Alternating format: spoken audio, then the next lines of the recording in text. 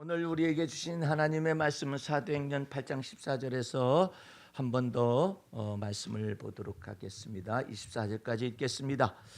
예루살렘에 있는 사도들이 사마리아도 하나님의 말씀을 받았다 함을 듣고 베드로와 요한을 보내매 그들이 내려가서 저희를 위하여 성령 받기를 기도하니 이는 아직 한 사람에게도 성령 내리신 일이 없고 오직 주 예수의 이름으로 세례만 받을 뿐이로라. 이에 두 사도가 저에게 안수함에 성령을 받는지라.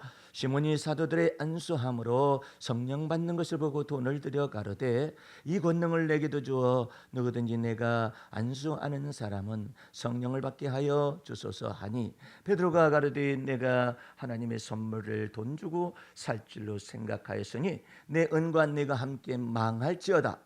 하나님 앞에서 내 마음이 바르지 못하니 이 도에는 내가 관계도 없고 분깃들 것도 없느니라.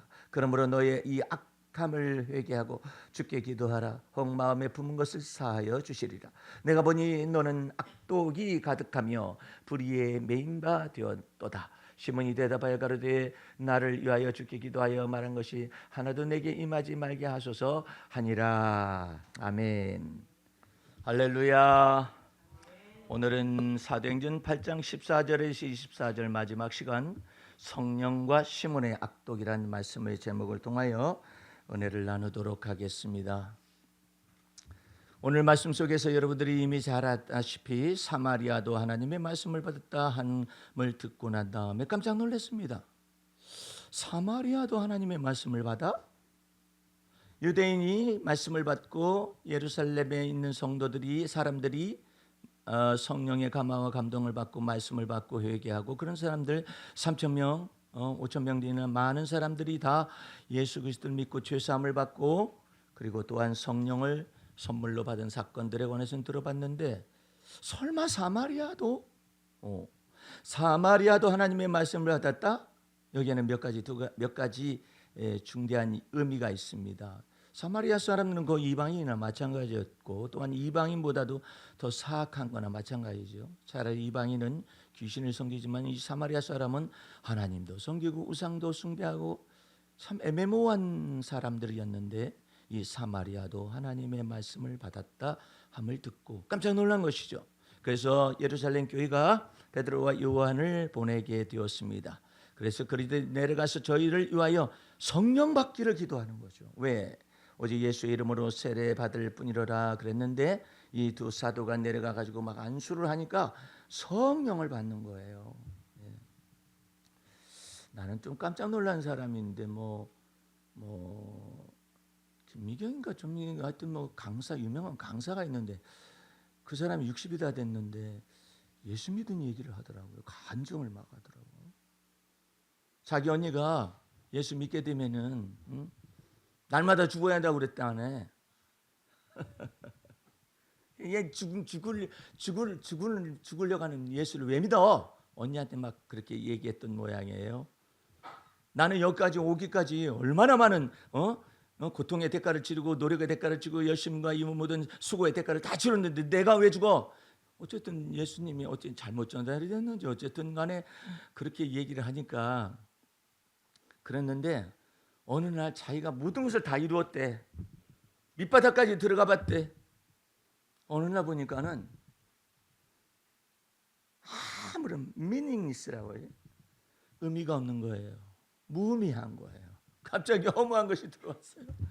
그래서 무슨 생각이 들어가냐면 죽어버리고 싶었더니 죽어버리고 싶어가지고 언니한테 예수 믿는 언니한테 전화를 해서 언니 나 좀 살려주세요 그랬대요. 얼마나 깊은 허무함이 그 속에서 그것을 향하여서 자기가 금자탑을 쌓고 자기가 바벨탑을 쌓듯이 자기가 모든 걸 다 쌓아놓고 그랬는데 갑작스럽게 밑바닥에까지 들어갔다 보니까 허무함이 막 들고 일어난 것이죠. 그래가지고 하는 얘기는 뭐냐면 살려주세요. 언니한테 전화가 걸어가지고 언니 나 좀 살려줘. 나 죽어야 한다고 그랬었지. 나 죽기는 쉬고 살려줘. 그런데 나 죽을 지경까지 다 달았어. 나 좀 살려줘. 그래가지고 예수를 영접하게 됐대요. 예수를 영접하게 됐더니 그 안에서 자기가 새로워진 나가 발견이 된 거예요. 이제 그리스도 안에서 누구든지 새로운 피조물이라 하잖아요. 그래가지고 그 사람이 예수 믿은 것에 관해서 이야기하는 것을 봤는데, 야, 사마리아도 하나님의 말씀을 받아서, 근데 하나님의 말씀을 받고 예수 그리스도를 믿어서 세례를 받았는데 성령 내리신 일이 없단 말이에요. 그러니까 이 사람들이 가가지고 베드로와 요한이 가서 안수를 하니까 성령을 막 받는 것이죠. 그런데 오늘 지금 마지막으로 이것을 다루는 까닭은 그 가운데서 마술사 시몬이 있었어요. 이 시몬이라는 사람이 첫 번째 특징이 뭐냐면 자칭 큰 자예요. 그래가지고 사마리아 사람들이 그의 마술에 속아가지고 이것은 하나님의 능력이라고 생각을 했는데 이 마술사 시몬이 깜짝 놀랐어요. 예. 자칭 큰 자였었는데 이것이 굉장히 놀라운 것입니다.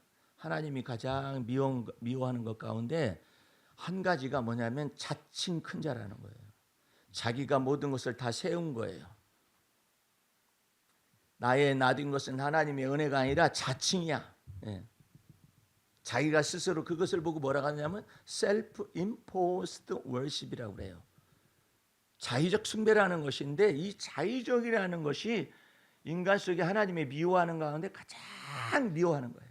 예. 그것이 하나님이 보실 때는 뭐라고 되어 있냐면은 내가 한 구절을 읽어줄 테니까요. 에레미야에서 하나님이 그걸 지적을 하는데 뭐라고 하냐면 네가 평안할 때 내가 네게 말하였으나 네 말이 나는 듣지 아니하리라. 안 듣겠다는 거죠, 하나님의 말씀을. 그런데 하나님이 보실 때 뭐가 생각나냐면은 하나님 뭘 고지하시느냐면 네가 어려서부터 그래. 네가 어려서부터 하나님의 목소리를 청정치 아니함이 그다음에 뭐라고 기억됐냐면은 내 습관이다. 이 습관인데 그것보다도 다윗 왕은 더 깊은 것을 하나님이 세계로 들어가게 했어요.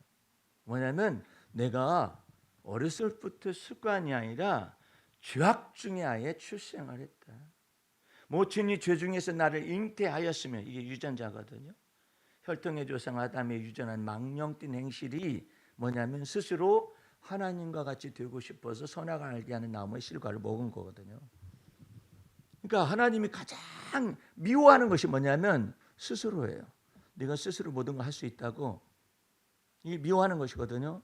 그런데 이 마술사 시몬이 자칭 큰 자라는 거예요. 예. 그러니까 하나님께서 이것을 보실 때마다 어떻게 하냐면 이것을 부닥치게 한 거예요. 예. 지금 베드로와 요한은 비슷한 과정의 연단을 받았어요. 예수님이 십자가에 죽으실 것을 미리 고지하시잖아요. 그리고 고난 받으시고 죽었다가 부활할 것을 고난하니까 베드로가 있다가 주여 그리 마옵소서 그래. 예. 이 일이 결단코 주님께 미치지 못할 것입니다. 왜 그리 죽으려고 하십니까? 라고 가로막잖아요. 그게 self-imposed worship이거든요. 자의적으로 그렇게 말을 하는 거예요. 하나님의 뜻은 뭔데? 하나님의 아들 예수 그리스도가 이 땅에 오셔서 세상 죄를 짊어지고 하나님의 어린 양으로서 가셔서 하나님 앞에 드려지는 속죄 제물과 화목 제물과 속건 제물로 다 드리셔서 하나님 앞에서 진노를 부르시고 하나님 앞에서 인간을 향하신 하나님의 진노를 부르셔서 이 모든 가운데서 하나님과 인간 사이에 화목 제물과 속죄 제물과 속건 제물이 되셔서 하나님 앞과 사람 사이에 중보자가 되시기 위해서 오신 것인데 그리 마옵소서 그랬다면 무슨 뜻대로 자기 생각으로 하는 거잖아요. 자의적인 생각과 자의적인 공상과 자의적인 편집을 가지고 하나님의 뜻을 갖다가 지금 바꾸려고 하는 거잖아요. 네? 그러니까 하나님이 그런 것은 싫어하시고, 그러니까 그것은 이 사탄아 물러가라 그러잖아. 참 여러분들 아니 실수로 그럴 수도 있는 거 아니에요? 사람이기 때문에 그럴 수도 있는 거 아니에요? 그런데 그 속에 사탄이가 끼어들어와서 예수 그리스도를 넘어지게 하려 그래요. 예? 사탄아 물러가라 그러는데 그 속에 뭐가 있느냐? 이는 네가 하나님의 일로 이것을 생각하지 아니하고 사람의 일로 생각을 자꾸 하는 거예요. 그걸 보고 자의적인 생각이라고 하는 거예요. 그거 자의적인 숭배라고 그러는 거예요. 예. 자기 판단이 너무 앞서는 거예요. 예수님의 어머니도 여러분들 계속해서 예수님의 모친에 관련된 내용을 지금 모세의 영성을 통해서 계속해서 공부하고 배우고 있잖아요. 거기도 보면은 왜 요한은 예수의 모친이라고 기록을 하느냐 말이에요. 예수의 어머니라고 기록하느냐 말이에요. 요한복음 2장 1절에 물로 포도주 만드는 표적 가운데서 이 요한은 예수의 모친이라고 기록을 해요. 예수의 모친도 예수의 어머니도 거기에 가나의 혼인잔치에 청함을 받았더니 제자들과 함께 청함을 받았더니 그러잖아요. 근데 예수의 모친이라고 말하잖아요. 요한이 예수님을 어머니로 십자가상에서 곁에서 모셨었죠. 그렇기 때문에 예수님의 모친에 관련된 내용의 속에서 역사하셨던 하나님의 놀라운 역사와 무엇을 같이 보느냐 하면은 예수의 모친이 성령으로 말미암아 그리스도를 잉태하시고 출산하시고 성장하는 출산하시고 난 다음에 그 다음에 예수의 모친이 요셉과 이제 정혼했기 때문에 결혼해 가지고 동생들이 낳잖아요. 야고보, 요셉 뭐 이렇게 해 가지고 또한 누이들도 있었거든요. 이렇게 낳았어요. 그러니까 요한 사도 요한은 성모 마리아라고 말하는 바 그 예수님의 성육신하신 그 예수 그리스도를 잉태한 그 결혼하기 전에 그러니까 동침하기 전에 나타났었던 이와 같은 역사를 다 듣습니다. 요한 사도는 그와 동시에 요한 사도는 뭘 듣느냐면 요셉과 결혼하여 가지고 예수의 아우들이 출생한 것에 관해서 다 증인이죠. 그런 것 가운데서 예수의 모친이라고 말을 하는 거예요. 왜? 이 예수의 모친이라고 말하는 까닭은 예수의 모친이 그리스도의 제자가 되어야 한다는 사실을 가르쳐주기 위해서 예수의 모친이라고 한다고요. 그렇지 않았으면 뭐 성모 마리아가 이랬을 수도 있겠죠. 그런데 예수의 모친으로 정의를 낸단 말이에요. 그러니까 이 모든 것 가운데서 인간 속에는 뭐가 있느냐면은 자꾸 속에 뭘 하려고 그러냐면은 이 생각과 이 상상과 이 망상 속에서 이 죄를 지을 인간 속에서 하나님께서 뭐라고 말씀하니 나는 너희의 상상하는 바를 아노라 그래. 거기에 뭐가 있냐면 망상이 있어요. 그리고 상상 속에서 이 사단이가 들어와 가지고 이 상상 속에서 하나님은 사실은 하나님의 형상에 가장 깊은 것이 뭐냐면은 이미지예요. 인간에게 이미지를 통해서 생각의 이미지를 주시고 그다음에 또 그다음에 그 상상 속의 이미지를 주시는데 그걸 다른 말로 표현하면은 지혜와 계시의 정신을 주기도 하고 환상을 주기도 하고 꿈을 꾸게 하시고 이렇게 가지고 하나님께서 이 모든 걸 통해 하나님의 형상의 도구가 되어져 가지고 하나님께서 땅을 정복하라, 땅에 충만하라, 땅에 있는 모든 생물을 다스리라 하는 이와 같은 모든 명령에 대하여서 능히 할 수 있는 이 지혜와 계시의 정신의 공급을 받고 환상과 두뇌 속에서 꿈을 받고 이렇게 하나님이 역사하시고자 원하는 것을 하게 하시려고 그런 것인데 이제 이것이 혈통의 조상 아담의 망령된 행실로 말미암아서 어디에 유전정보 속으로 들어와 가지고 이게 지금 어려서부터 그다음에 습관 그다음에 또 어머니 뱃속에서부터 출생적 죄인이란 이와 같은 것부터 시작을 해가지고 어렸을 때부터 악하고 그다음에 이것이 습관이 되죠. 그런데 오늘 한 가지가 더 있어요. 그 한 가지가 뭐냐면은 오늘 말씀 속에서 여러분들 23절을 보세요. 23절 내가 보니 너는 무엇이 가득하여 악독이 가득하여 불의에 메인 바 되었도다. 여러분들 이 두 가지 언어가 굉장히 중요한 거예요. 악독이 자 이제 보세요. 출생적 죄인이라겠죠. 그다음에 또 어려서부터 악하다고 그랬죠. 그것이 습관화되어지죠. 그래가지고 무엇으로 굳어지나 하면은 악독일 뿐만 아니라 이 마술사 시몬에게는 그 악독이 뭐가 되느냐 하면은 이제는 또 본드 오브 이게 본드가 되어 있어요. 아예 그냥 매여 있어. 아예 악한 것이 이게 매여 있어. 쇠고랑처럼 매여 있어 가지고 지금 이렇게 하고 있는데 그 근본이 무엇이냐? 그 근본이 뭐냐면은 18절 19절 말씀입니다. 시몬이 사도들의 안수함으로 성령 받는 것을 보고 돈을 들여 가로되 이 권능을 내게도 주어 누구든지 내가 안수하는 사람은 성령을 받게 하여 주소서. 그러니까 베드로가 가로되 내가 하나님의 선물을 돈 주고 살 줄로 생각하였으니 내 은과 내가 함께 망할지어다. 하나님 앞에서 내 마음이 바르지 못하니 이 도화에는 내가 관계도 없고 관계도 없고 분깃들 것도 없느니라. 너의 악함을 회개하라. 이렇게 말하잖아요. 여러분들 이거 이게 지금 어디서부터 출발을 하느냐면은 무조건 내가 원하는 사람은 다 성령을 받게 해달라는 거예요. 돈을 주어 가지고. 그러니까 사도 베드로가 무슨 얘기하느냐면 네가 하나님의 선물을 돈 주고 살 줄로 생각하였으니 네 은과 네가 함께 망할지어다 그러죠. 예. 이렇게 말하잖아요. 그 여러분들 이게 굉장히 중요한 내용이에요. 내가 안수하는 사람은 다 성령을 받게 해달라는 말을 사도 요한이 같이 내려갔잖아요. 그래서 안수를 하고 그 앞에 있는 거 아니에요. 어디서 많이 하던 짓이야. 자기가 하던 짓이야. 옛날에 그 모습이 있었던 거예요. 사도 요한도 주여 하늘에서 저 불을 명하여 내려서 저들을 살라버리시기를 원하나이까라는 말이 그 뜻대로 하는 것이죠. 그것을 그 자의적 숭배라고 하면 자의적인 판단이라고 그러죠. 아니 지가 뭔데 하늘에서 불을 명하여 내려? 하늘에서 불을 내리는 것이 네 뜻대로 다 명하여서 내리는 거야. 그러니까 그것이나 내가 안수하는 사람은 내가 원하는 사람은 다 성령을 받게 해달라는 것이 똑같은 거 아니에요. 예? 그러니까 그거 깜짝 놀란 것이야. 사도 요한은 깜짝 놀랐죠. 내가 만약에 그때 예수님께서 주여 이 자기를 예수님의 일행을 갖다 가로막고 있는 사마리아 사람들이 가로막는 것을 보고 이 야고보와 요한 이 두 형제가 있었잖아요. 이 두 형제가 똑같이 유전자가 똑같아. 그래가지고 말을 하잖아요. 주여 우리가 하늘에 불을 명하여 아니 왜 네가 불을 명할 수 있다라고 생각하느냐 말이야. 그러면 하늘의 불을 누가 내리냐? 우리 한번 시편 103편을 보세요. 하여튼 무식하면은 시편 103편 여기 본문 말씀은 잘 주보로 해 놓으시고 20절 말씀을 보세요. 19절서부터 읽습니다. 여호와께서 그 보호자를 하늘에 세우시고 그 정권으로 만유를 통치하시도다. 할렐루야. 능력 있어 여호와의 말씀을 이루며 그 말씀의 소리 듣는 너희 천사여 여호와를 송축하라. 여호와를 봉사하며 그 뜻을 행하는 너희 모든 천군이여. 그러니까 천군 천사가 있는 것이죠. 천군이여 여호와를 송축하라.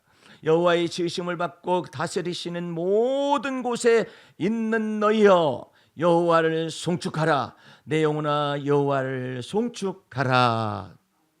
이 하나님의 모든 세계를 하나님의 정권으로 치리하시는데 지가 뭔데 요한이 아주 연단을 지각의 연단을 하도 받을 때인데 무엇이 튀어나왔느냐면 그게 탁 튀어나온 거예요. 사도 요한 속에 주여 주는 불러요. 그런데 그 다음부터가 어그러지기 시작하고 삐뚤어지기 시작을 하는데 하늘의 불을 명하여 우리가 명하여 아니 그 두 형제가 합해가지고 하늘의 불을 명할 수 있다라는 거죠. 명하여 가지고 내려가지고 저들을 살라버리시기를 원하느냐 말이에요. 그러니까 이게 지금 그 비슷한 놈이 또 있다. 마술사 시몬을 보고 야 이거 얼마나 회개했을까. 또 사도 요한이 그것을 보면서 생각을 해보세요. 전부 다 생각을 해보세요. 이 주님께서 가장 미워하는 것이 뭐냐면 내가 이걸 다 했다라는 거죠. 내가 이것도 하고 내가 이것도 하고 내가 이것도 하고. 주님께서 그러는 거야. 네가 한 것이 아니라 너의 너됨은 하나님의 은혜이고 할렐루야. 네가 모든 수고를 하였을 때 네가 아니라 너를 따르는 하나님의 은혜가 너를 하여금 굳세게 하고 강하게 하고 온전하게 하였도다. 할렐루야. 그것을 송축하라는 거야. 그것을 범사에 인정하라는 얘기예요. 그렇게 살으라는 얘기야. 그런데 여러분들 보세요. 이제 말씀 속에서 이것을 해석하기 위해서 다 펴야 해. 빌립보서 4장을 펴보세요. 비슷한 내용이 있어요. 이건 펼쳐가면서 제 말씀을 들어야 해요. 빌립보서 4장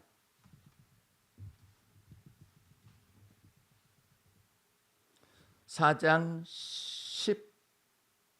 13절을 보세요.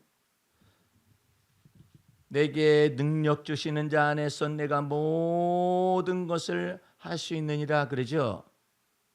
예? 말씀이 그렇게 되어 있잖아요. 근데 사람들이 앞부분을 자릅니다.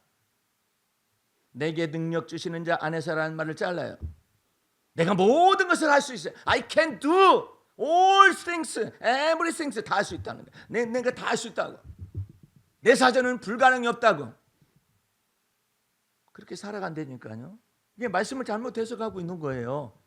그런데 여기에서 가장 중요한 것은 네가 모든 것을 다 할 수 있다라는 것이 아니라 내게 능력 주시는 자 예수 그리스도 안에서 이거예요. 예. 내게 능력 주시는 자 안에서 모든 것을 할 수 있다라는 것인데 사람들은 아무데나 갖다 붙여요. 왜 아무데나 갖다 붙이느냐? I can do everything. 나는 할 수 있어. 나는 할 수 있어. 그 김미경인가 그 사람이 그렇게 할 수 있어, 할 수 있어 해가지고 자기 나름대로는 가장 높은 데까지 이르렀다는 거 아니에요. 자기 정상에 다다랐다는 거 아니에요. 정상에 다다르고 난 다음에 허무한 것이 보이는 거예요. 예? 그래가지고 뭐가 하느냐면 자의적인 숭배가 가득한 거예요.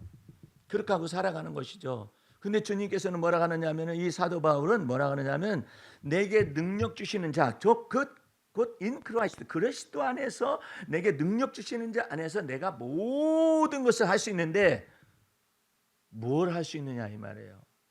여러분들 이 부분을 잘 알아야 해요. 내가 요즘 최근에 상한심령이라는 책을 은밀하게 쓰고 있어요. 상한심령이라는 책을 왜 쓰느냐면은 또 심리학적으로 뭐 성경을 해석을 하고 또 뭐 상담학적으로 해석을 하고 하는 그런 책들이 미국에서 많이 나와요. 나와가지고 이 사람들이 도대체가 말씀의 깊이를 모르고 저렇게 쓰고 있다 해가지고 내가 감동을 받았어요. 감동을 받아가지고 왜 상한 심령의 제사를 하나님이 받으실까?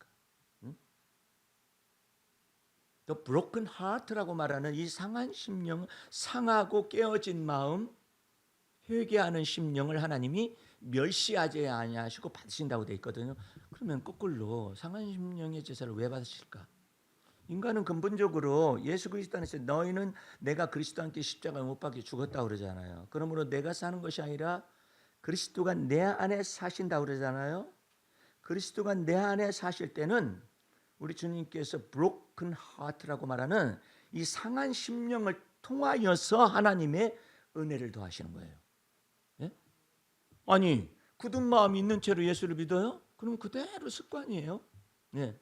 습관적인 예수를 믿어요. 습관적으로 예수 교회를 왔다 갔다 하는 사람 보고 기독교인이라고 그래요.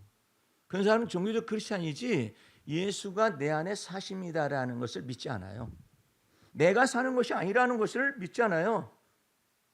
교회를 다니면서도 내가 다 모든 것을 했다라고 생각을 해요. 예.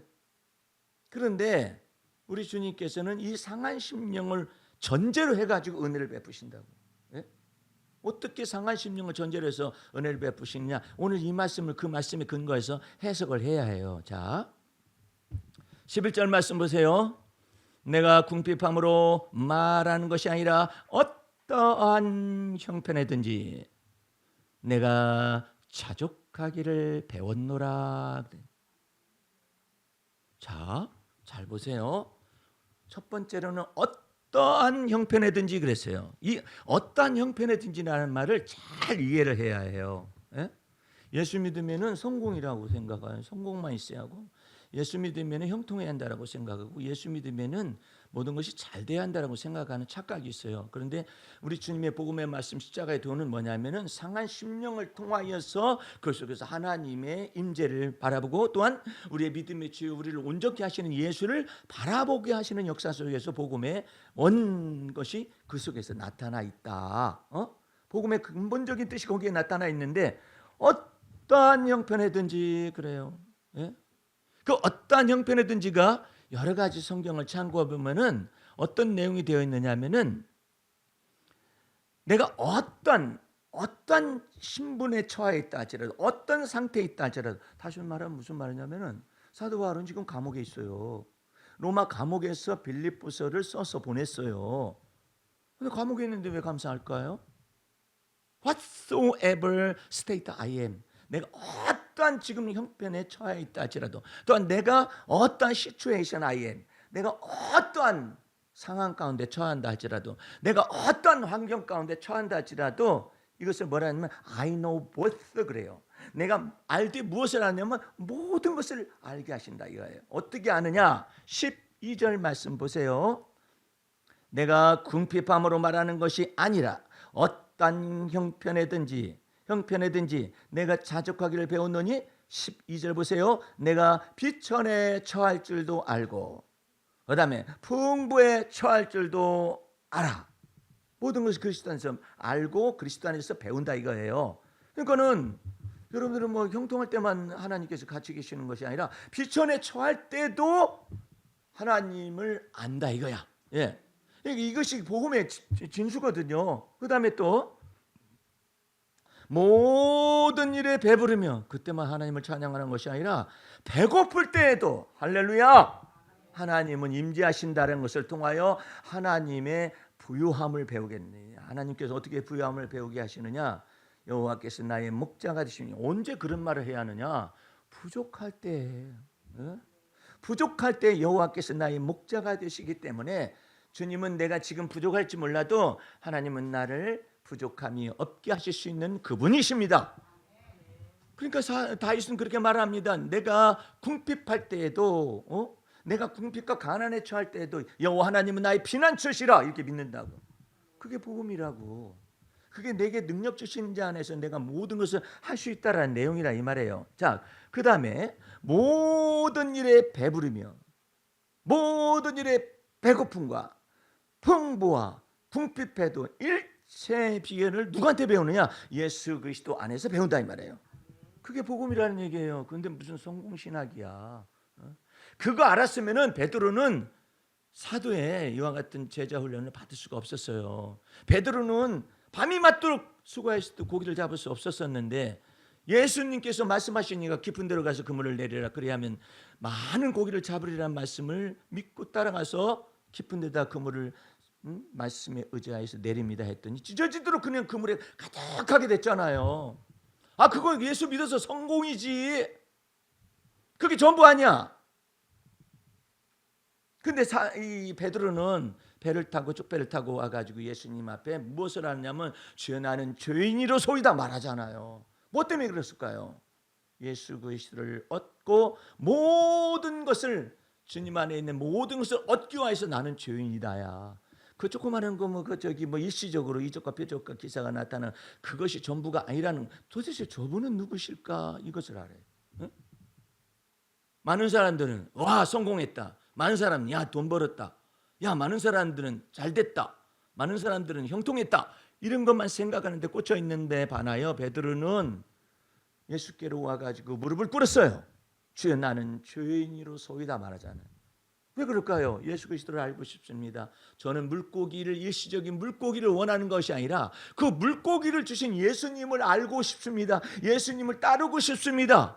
그러니까 예수님이 그러잖아요. 너 날 따라오너라. 내가 너를 빚어 I will make you 만든다. 내가 너를 만들어 가지고 사람을 낚는 어부가 되어지게 하리라. 여러분들은 물고기는 IQ가 작아요. 예? 물고기는 IQ가 작으니까 이 물고기가 IQ가 0. 몇밖에 안 된다 그러니까 물고기 낚는 사람은 물고기만 알으면 돼요. 근데 사람은요 똑똑해요. 사람 속에 있는 것이 얼마나 간사한지 몰라요. 예?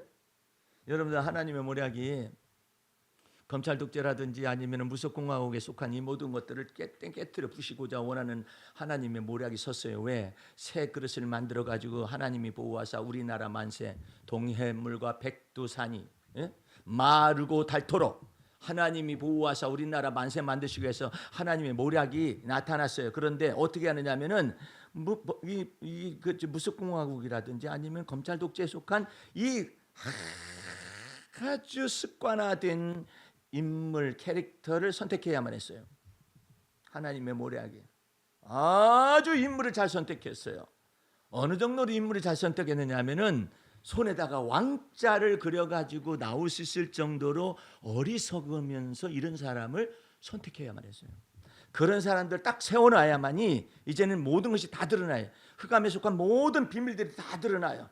검찰에 속한 것, 독재라든지 아니면 무속 공화국에 속한 이 모든 것이 다 드러나 있어요. 한편에는 법을 쥐고 있고요, 칼날을 쥐고 있잖아요. 한편으로는 여기 왕자를 쥐고 있는 아주 희대 드문 이와 같은 캐릭터를 고르신 거예요. 골라가지고 이와 같은 게 다 드러나기 위한 하나님의 모략이 시작이 됐는데, 하나님께서 모략을 파면 선고를 통해서 하나님이 모략을 다 하고 난 다음 이제는 사법부라든지 재판부라든지 국회라든지 입법이라든지 행정, 입법, 사법에 관련된 이 모든 것들을 전부 다 들어있는 부패와 이와 같은 걸 다 드러내기 위해서 세상의 대법관까지 다 드러내버려요.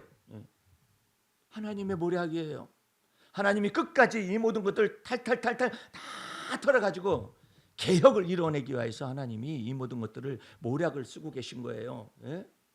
얼마나 놀라운 일이에요. 예. 그런 것 가운데 아직도 남아있어요. 뇌리 속에 아직도 남아있어요. 적어도 목사나 아니면 신학교 교수가 되면 회개를 해야 할 게 아니에요. 장신대 교수 회개하지 않습니다. 총장이 이번 노예에 왔다 갔어요. 파면 선고가 났음에도 불구하고 어쨌든 학교가 잘 굴러가고 있습니다. 그 말만 하고 있어. 회개하지 않습니다. 장신대 교수가 윤석열 씨는 민주의 사도라고 말을 했고, 그런 교수가 몇 사람 있었어. 장신대 교수가 와가지고 노예에서 이제 인사를 하게 돼 있거든요. 왜냐하면 장신대 총장을 노예에 있는 분들 다 뽑잖아요. 예? 그럼 무엇이 부흥이야? 근데 그런 거에 관한 일체의 사과도 없어요. 네. 목사들도 사과 없어요. 장영용 목사가 최근에 미주 지역에 집회를 갔었나 봐요. 갔었더니 A 지역에, 미주 지역에 A 교회도 가고 B 교회도 가고 그랬을 거 아니에요. A 교회에 갔었더니 그 저기가 한 사람이 그러더래요. 목사님이 뭐가 부족해서 정광이를 쫓아다닙니까? 예? 그러더래요. 예? 뭐가 부족해서 거기를 그 사람을 쫓아다니느냐고. 왜냐하면은 국회의원 준다고 하니까 돈 넣었거든요.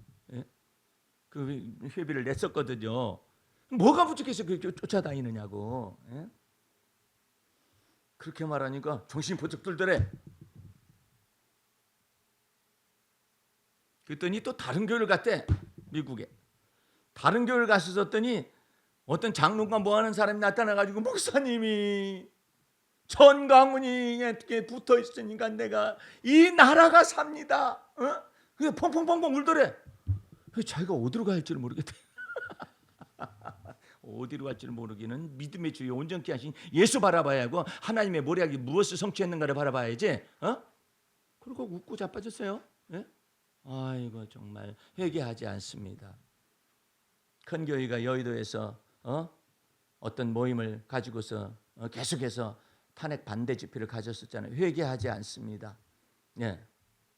정광훈이도 회개하지 않습니다. 대통령 후보로 나왔는데 전라남도 지역을 광주를 방문했었더니 거기에 있는 많은 사람들이 막 기뻐가지고 어쩔 줄 모르는데 대통령 후보로 잘 나오셨습니다. 그렇게 하고 있어요. 회개하지 않습니다. 뭐가 그럴까요? 하나님의 정권, 하나님의 권세, 하나님의 주권에 복종하지를 않아요. 하나님의 모략이 어떻게 가르쳐주는가 그것을 잘 몰라요. 그래가지고 그냥 혼돈된 채로 살아요. 그러니까 어떻게 하냐면 성령을 거스리는 거야. 자꾸. 여러분들, 난 아주 흥미진진한 저기를 들었어요. 심리학 강의를 들었어요. 그 사람이 무슨 강의를 하느냐면 깜짝 놀랐어요. 여러분들 우파나 좌파가 있잖아요. 그 사람들은 무슨 이념이라든지 사상에 의해서 그렇게 되는 것이 아닙니다. 그러면 심리적인 요인을 얘기를 하는데 우파적 기질이 있다는 거예요. 좌파적 기질이 있다는 거예요. 그러니까 운이 돈이 이와 같은 걸 얘기를 할 수 있는 것이죠. 그래가지고 이 좌파적 기질을 가진 사람은 비판적이고 판단을 잘한다 이것이죠. 우파적 기질에 있는 사람은 사람이 다 그렇지 뭘 그렇게 되나, 그렇게 생각을 하는 사람들이라는 거죠. 그리고 실리를 추구한다는 것이죠. 이런 기질들이 우파적 기질 그다음에 좌파적 기질들이 있어가지고 그럴 뿐이지 거기서 왜 지나치게 서로를 판단하느냐 이 말이에요. 보수와 진보라는 것이 있는데 왜 극으로 가고 왜 극좌로 가느냐, 이것을 얘기하기 위해서 말하는데, 그것이 어디에서 구성이 되느냐면 이 좌파적 기질과 우파적 기질이 두뇌 속에 이미 있다라는 거예요. 근데 우리는 좌파적 기질도 아니고 우파적 기질도 아니고 예수 그리스도를 믿습니다. 할렐루야. 그러니까 이것이 하나님의 뜻이거든요. 좌로나 우로나 치우치지 말고 그러잖아요. 예? 근데 여기 사악한 인간이 여기 나타난 거예요. 어렸을부터 죄악과 습관에다가 악독까지 굳어진 이 인간이 뭐라 하느냐면, 마술사 시몬이 내가 돈을 주어서 그걸 사고 싶은데 내가 원하는 자들은 다 안수할 때에 성령 받게 해달라는 거예요. 그러니까 거꾸로 된 거예요. 이게 거꾸로 된 거예요. 예? 거꾸로 된 거예요. 예수님의 모친도 가나의 혼인잔치에 초청을 받았을 때, 포도주가 떨어졌을 때, 예수여 포도주가 떨어졌나이다. 예수의 모친이 말을 하는 거잖아요. 아니 그 예수니까 금방 반대를 합니다. 여자요. 그것이 나와 무슨 상관이 있습니까? 깜짝 놀랐겠죠. 제자들도 깜짝 놀랐겠죠. 옆에 있는, 아니 예수의 모친 마리아가 예수님한테 포도주가 떨어졌다 이렇게 말하는데, 여자요 그것이 나하고 무슨 상관이 있나이다. 아직 내 때가 이르지 아니하였나이다 이렇게 말하죠. 야, 이것은 굉장한 거예요. 예수 그리스도께서 어머니의 말을 더럽게도 안 듣는 거예요? 예? 그게 아니라 하나님의 주권의 차이예요. 예수의 모친이 지금 예수께서 제자들을 다 선택을 했잖아요. 성령으로 말미암아서 마귀에게 시험을 받아서 승리하셨잖아요. 광야에서 금식기도도 하고. 그래서 제자들을 선택을 했잖아요. 그래가지고 가나의 혼인잔치 참석했는데 그 앞에서 예수의 모친이, 예수여 포도주가 떨어졌다. 아니 예수의 모친이 제정신이라면 뭐라고 말하냐면은 연회장한테 말을 해야지. 하인을 시켜가지고 하인 가서 포도주가 떨어졌다고 연회장한테 말하시오. 이렇게 말해야 온전한 거 아니에요? 근데 왜 예수요 그래? 당신이 뭔데? 그러니까 예수의 모친이라고 이 사도 요한이 기록한 까닭은 예수의 모친 속에 뭐가 있냐면 모성애적 본능이 예수를 시키고 있어요. 예수를 지시하고 있어요. 예수를 명령하고 있어요. 그러니까 예수님 거부하시는 거예요. 여자요. 그것이 나하고 무슨 상관이 있나요? 응? 아직 내 때가 이르지 아니하였나이다. 엄청난 말이거든요. 그러니까 마리아가 그때서야 제정신이 돌아왔어요. 하인을 시켜가지고 뭐라 하면 예수께서 시키는 대로, 말씀하시는 대로 그대로 하라.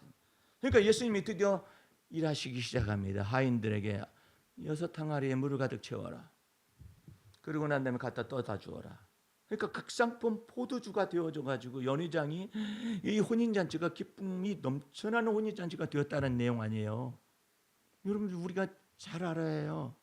내게 능력 주시는 자 안에서 내가 모든 것을 할 수 있다는 것을 일평생 배워야 해. 근데 이것이 아주 습관화가 아직 안 됐어요.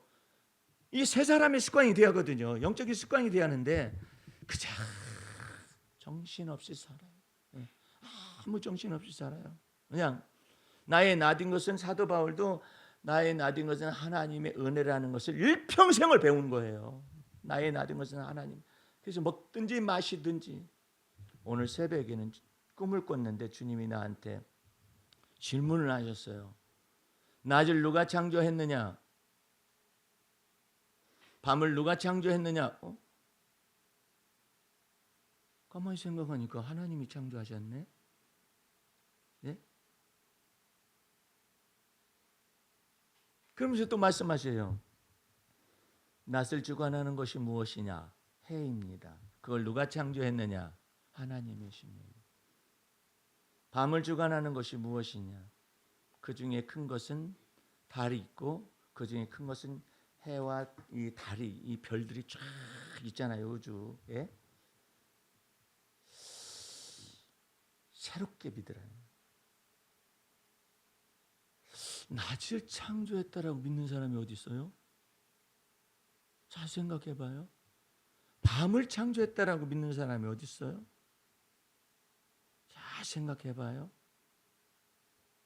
오늘 여러분들은 주 안에서 이 믿음의 깊이를 어디까지 갈 수 있는가? 어디까지 세밀하게 적용해서 주님께서 주신 낮이 왔습니다. 주님께서 주신 밤이 왔습니다. 그러면은 주님이 낮의 해가 너를 해치 못하게 하고 밤의 달도 너를 상치 못하게 할 것이다. 주께서 너의 출입을 영원토록 지키시리로다. 예? 그 놀라운 말씀이 성립되니까 그걸 묻는 거예요. 낮을 누가 창조했느냐? 밤을 누가 창조했느냐? 낮이 지가 오는 거 아닌가? 밤도 지가 자전하니까, 지구가 자전하니까 오는 거 아닌가? 근데 하나님은 지구의 자전을 말하기 전에, 공전을 말하기 전에 무엇을 얘기하느냐? 그 낮을 누가 창조했느냐? 그 밤을 누가 창조했느냐? 어떤 세계의 성인도 그런 말을 한 적이 없어요. 석가모니도 밤을 창조했다라든지 낮을 창조했다라든지 해와 달과 별을 창조했다라든지 생물들을 다 창조했다, 그 말을 할 수가 없어요. 하나님께서 거기는 다 막아버렸어요. 우리 하나님께서 지혜를 우리에게 주시되, 사람에게 주시되, 하나님의 형상으로 지음받은 사람에게 이처럼 주셨으니까 너희는 낮에도 밤에도 너의 출입을 지금부터 영원까지 지키신 주님을 바라보고 신뢰하거라. 할렐루야. 그러니까 여러분들이 세밀하고 디테일하게 주를 믿는 믿음을 연습을 하셔야 해요. 이 경건의 연습을 하셔야 한다니까. 예? 주님께서 여러분들 운전한다는 것은 일생을 한 번이잖아요. 한 번 인생 사는 것 같은데 운전한다는 것은 엄청나게 놀라운 하나님이 축복하신 말씀, 땅을 정복하라, 땅에 있는 모든 것들을 다스리라 하는 것 가운데 아주 놀라운 것이 있는 거예요. 다니엘서 12장에 예언되어 있어요. 예? 그게 뭐냐면 사람들이 빨리 왕래한다고 그랬어요. 오늘 여러분들은 먼 데서 자동차를 몰고 다니잖아요. 빨리 왕래하는 이거 가운데서 어쩌면 이렇게, 예? 이것을 운전할 수 있다는 것은 큰 축복이에요. 전주에 가면은 겁이 아주 많은 전도사님이 있어요. 그 전도사님이 거기 있는 목사님하고 담임 목사님, 여자 목사님하고 붙여져 가지고 하나님께서 일하시게 하셨는데, 너 저 정읍에 있지 말고 저기 전주로 이사하도록 해라. 아니 갈 수 없는데요. 환경이 안 되는데요. 가라고 말씀하셨으면 기도해야지. 그래가지고 놀랍게도 이사를 하게 됐어요. 네, 전주에 이사하게 됐어요. 그래서 그 교회 이제 출석을 하면서 같이 동역을 하잖아요. 네. 그러니 조금 있다가 주님께서 운전을 하도록 해라. 나를 통해서 말씀하시는 걸 계속 운전하도록 해라. 차가 없는데요. 그러니까 구해야지. 운전하라 하신 분이 차도 주실 거 아니냐. 그랬더니 엄마 이제부터 운전해라. 그랬더니 엄마가 운전면허가 장롱면허로 15년인가 얼마가 됐어요. 근데 이제 운전할 생각을 못하는 거예요. 왜? 겁과 두려움과 불안 때문에, 불길함 때문에. 그런데 운전하라 그렇게 말씀하시니까 주님께서 역사하시니까 차가 있어야죠. 차를 구하면 되지. 그랬더니 자녀들이 중고차를 사줬어요. 중고차를 사면서 이리 받고 저리 받고 질문을 합니다. 목사님, 하나님께서 나한테 자동차 운전하라고 했는데 왜 이렇게 이리 받고 저리 받고 그래요? 그거 훈련하는 거다. 뭐 때문에 훈련하느냐면 네 속에 겁이 많다. 이 겁이 많고 두려움이 많고 그 두려움이 불안을 만들어내고, 불안하는 것이 그 다음 여러분의 법칙이 따로 있어요. 겁, 두려움, 불안, 그 다음에 따라오는 것이, 이게 사악한 거예요. 불길한 것이 많다. 이거 전부 다 없애버려야 해요. 그거 없애기 위해서 하나 부딪혀가지고 깨닫고, 또 부딪혀가지고 깨닫고, 또 조그마한 접촉사고 나서 깨닫고, 지 혼자 가트리 박아가지고 깨닫고 그렇게 해가지고 이 모든 것들을 전부 다 되기까지 주께서 역사하시는 것이라고. 운전할 거예요? 안 할 거예요? 사고 났는데 할 거예요. 그것을 보고 뭐라고 하냐면 천국을 믿음으로 침노한다 하는 겁니다. 할렐루야. 여러분의 생애 속에서 예수를 믿는다는 것은 상한 심령을 통하여서 오히려 나 자신을 깨트리시고 그리스도 안에서 새것 만들어 주시기 위해서 여러분의 돈을 연단하는 줄로 믿으시기 바랍니다. 그러니까 왜 이렇게 안 되고, 왜 이렇게 실패가 되고, 왜 이렇게 생각하지 말고 주께서 지각에 연단을 내서 내 머릿속에 무엇인가가 이게 언밸런스가 있는 거예요. 이게 지금 지적 장애라든지 정서적 장애라든지 아니면 의지에 관련해서 이와 같은 장애가 있는 거야. 이런 것들을 전부 다 깨뜨려 부셔가지고 튀어나오게 하셔가지고 우리를 새롭게 하시려고 그러는 거예요. 옛사람에 속한 사고방식을 다 깨뜨려 부실 때에 상한 심령이 나타나죠. 그런 것을 통해서 우리 주님이 의와 진리의 거룩한 것으로 새롭게 새롭게 만드는 새 사람을 지으시려는 것을 믿으시기 바랍니다. 그래서 오늘 이 말씀 속에서 이제 내가 아니라 그리스도가 내 안에 사신다. 그 믿음으로 살아가시기를 주의 이름으로 축원합니다. 기도하겠습니다. 우리 하나님 아버지, 감사와 찬미와 영광과 존귀를 돌립니다. 그리스도 예수를 믿는 믿음이라는 것이 무엇인가를 우리가 발견하며 그 안에서 또한 성령을 쫓아 살며 오직 그리스도를 쫓아 사는 놀라운 은혜를 우리에게 허락하여 주심을 감사합니다. 내가 사는 것이 아니라 그리스도가 내 안에 사심을 믿어서 주님과 더불어 일평생 동안 동행할 수 있는 우리 모두가 되어지게 하시옵기를 예수님의 이름으로 기도하옵나이다. 아멘.